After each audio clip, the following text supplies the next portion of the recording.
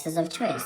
My name is mixed herbs, my name is black pepper, chili flakes on the decks, we've got some curry powder for the boys, and just a little bit of steak and chops and the dawn.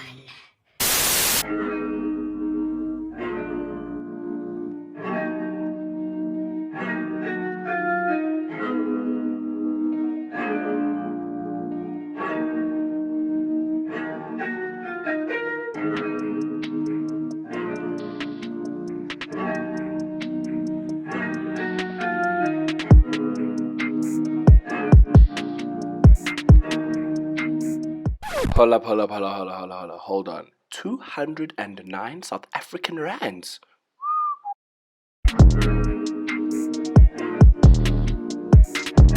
Okay, so now I'm going to get the pot started. I'm going to get it heated up, and then we're going to brown the oxtail first with 2 teaspoons actually of sugar, a little bit of oil, and a whole lot of this, okay?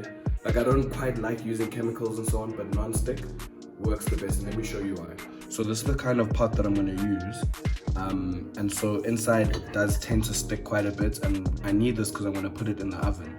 So I need to first coat with this, and then a little bit of oil, then we'll get started.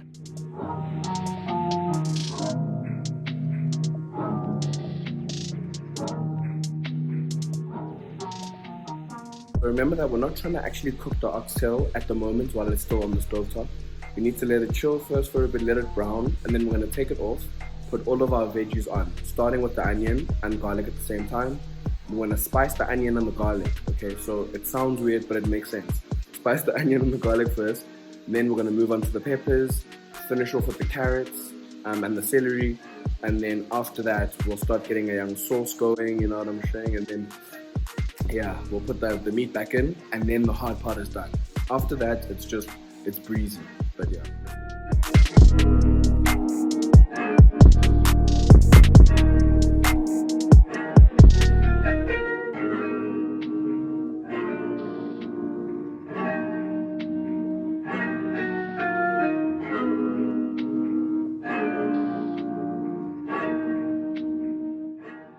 Sanbonani, and welcome to Kule's Fun Fact of the Day. So apparently, I for some odd reason always thought that oxtail was African cuisine. I thought it originated, around these ends.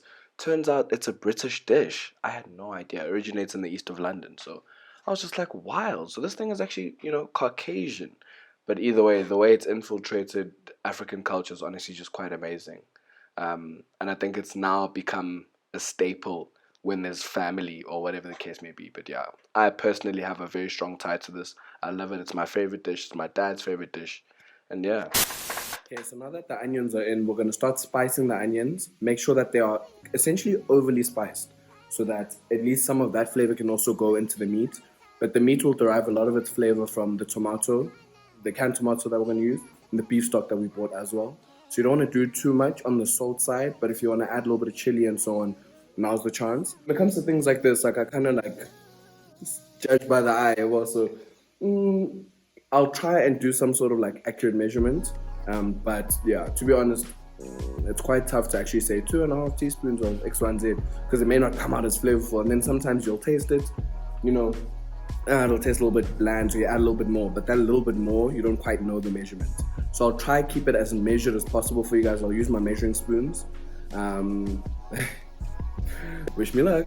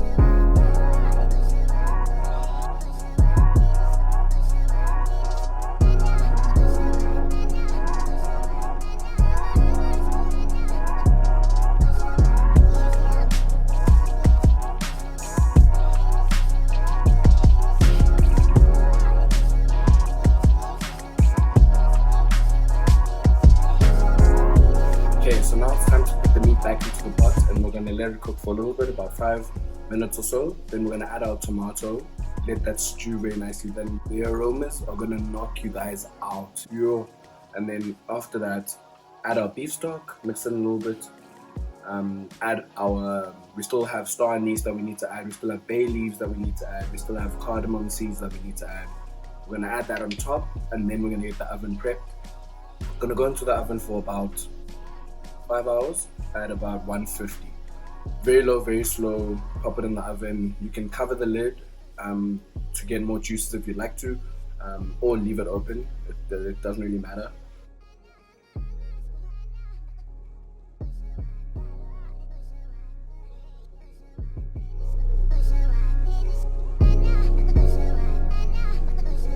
So with canned tomato, there are a whole lot of options that you can choose from. You can have diced tomato, you can have the half sliced tomatoes as well. I chose the option of the whole tomato because it comes out a little bit thicker than the diced tomato, and so you can really utilize those juices inside the tomato to your advantage. So use the can with the whole tomatoes, put them inside the pot, and then just break up the tomatoes using your wooden spoon. It's really, really easy. They're really, really soft, so you can see me doing it now. And then afterwards you'll have a really nice thick sauce that starts to form at the bottom. Eventually condensation will just add a little bit more liquid to the entire mixture, and then you'll have a nice sauce going before you add your stock and so on.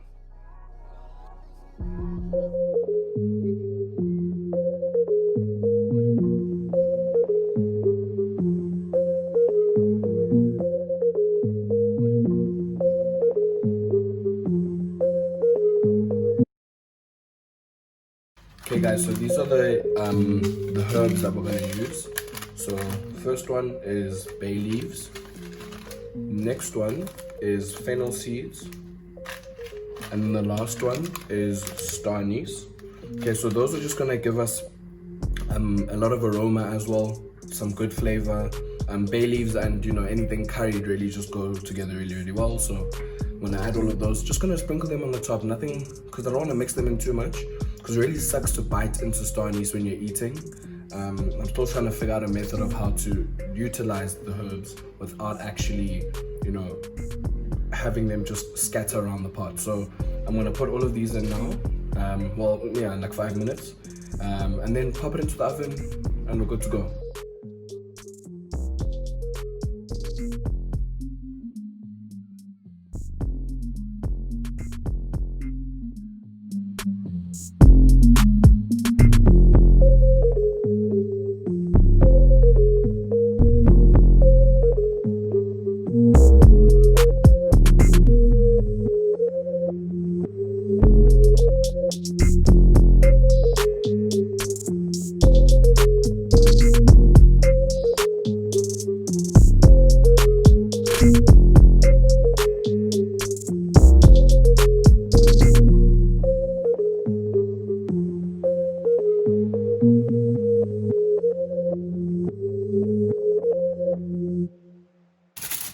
Okay guys, so now it's time for the pot to go into the oven, but I'm still preheating the oven as well, but just covering it in tin foil. Apparently this does something to protect the glass when it actually goes in the oven. I can't even say I know for sure. So I'm just doing this because the mums all said you have to bash it, and then yeah, I think we're ready.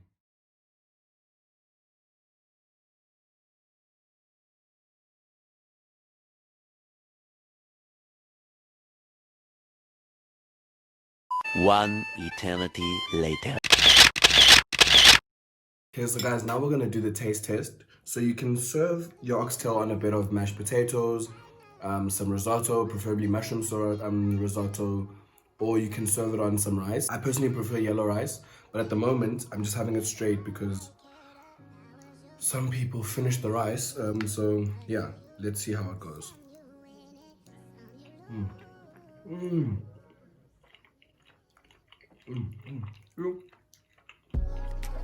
Muy bien. Muy bien. The fact that I can eat it with a spoon means that the meat is definitely soft enough. So this is just perfecto. Yeah, this is great. Came out perfectly. The flavors are actually there. I must say, the flavors are there.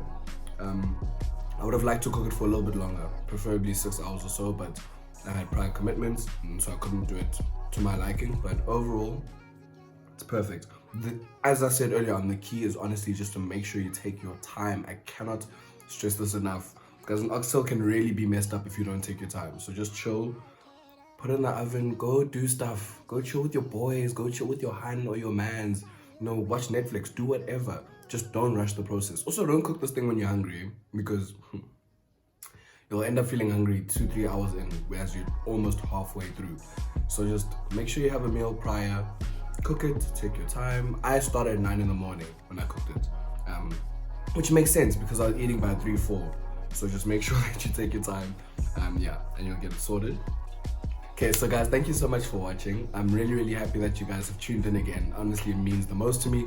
And I've reached 250 subscribers, so that's exciting. Like, yo, this is growing a little bit faster than I thought it would, especially because it's food, you know, not just like lifestyle vlogging and so on. But I'm so happy with the process. I'm so happy with you guys' comments. Please keep the comments coming. Like, I really enjoy it, and it really helps me push through, because this is not easy. So yeah, guys, thank you so much, and I'll see you guys quite soon.